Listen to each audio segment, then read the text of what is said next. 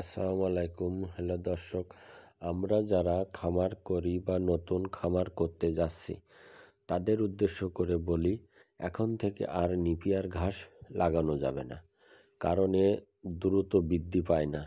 শীতকালীন সময়ে দ্রুত বৃদ্ধি পায় না, বর্ষাকালেও দ্রুত বৃদ্ধি পায় না। বর্ষাকালে আরেকটা দেখা দেয়, মুথা পচে যায়, নষ্ট হয়ে যায়। এই জন্য আমাদেরকে উচিত নিপিয়ার ঘাস এখন থেকে লাগানোই বন্ধ করে দিতে হবে। এখন থেকে আমাদেরকে অবশ্যই নতুন নতুন জাতের ঘাস উৎপাদন করতে হবে, যেরকম জারা, গোয়াদিমালা, স্মার্ট নিপিয়ার, পারসং, বিভিন্ন ধরনের হাইব্রিড ঘাস আছে, সেসবগুলো এখন থেকে লাগানোর চেষ্টা করতে হবে। কারণ আপনার যদি একটা খামার থাকে, আপনি শীতকালীন সময় ঘাস খাওয়াতে পারবেন না, কেননা শীতকালীন সময় এ দ্রুত বৃদ্ধি পায় না, বর্ষাকালেও মারা যায়। তাহলে আমার এ ঘাস লাগিয়ে কোনো লাভ হচ্ছে না। আমার এইটুকান জমি প্রায় আপনার 13 কাঠা জমিতে আমি 1 মাসের ভিতরে 52 কেজি সার দিছি, তাও ঘাসের কোনো পরিবর্তন হচ্ছে না। এই এই নিপিয়ার ঘাসের জায়গায় যদি আমার জারা ঘাস থাকতো, তাহলে আমার 2বার করে কাটা হয়ে যেত, আর এই 1বার করে আমি কাটতে পারতেছি না। এই জন্য আমরা যারা খামার করেছি বা করব, সেই জন্য বলবো যে নিপিয়ার ঘাস এখন থেকে বাদ দিতে হবে এবং নিপিয়ার ঘাসের পরিবর্তে নতুন কোনো ঘাস লাগানোর চেষ্টা করতে হবে।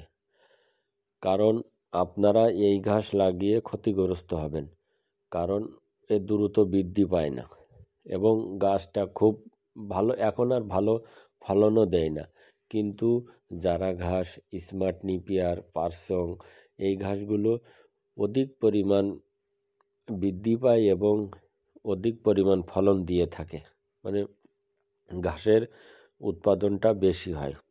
এই জন্য যারা নতুন খামার করবেন বা ঘাস লাগাবেন, তারা নিপিয়ার ঘাসটা লাগাবেন না।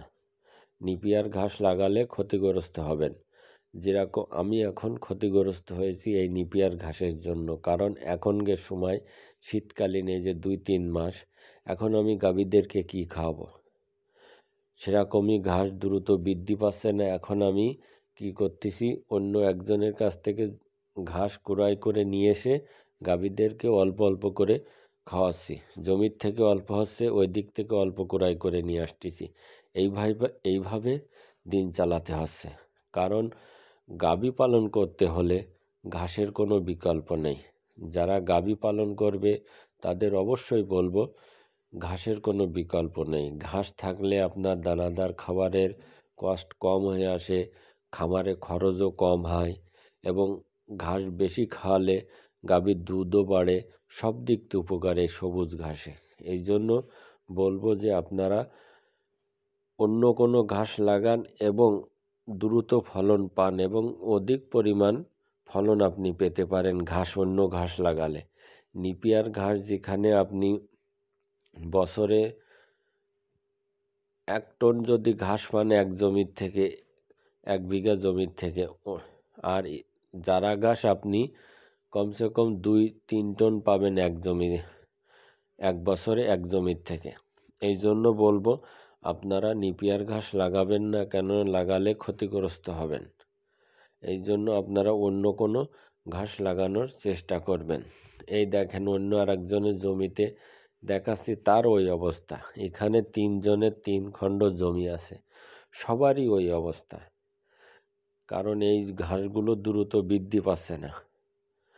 পানি দেওয়া হচ্ছে, সার দেওয়া হচ্ছে, জমি পরিষ্কার করা হচ্ছে, কিন্তু কোনো ফল পাওয়া যাচ্ছে না।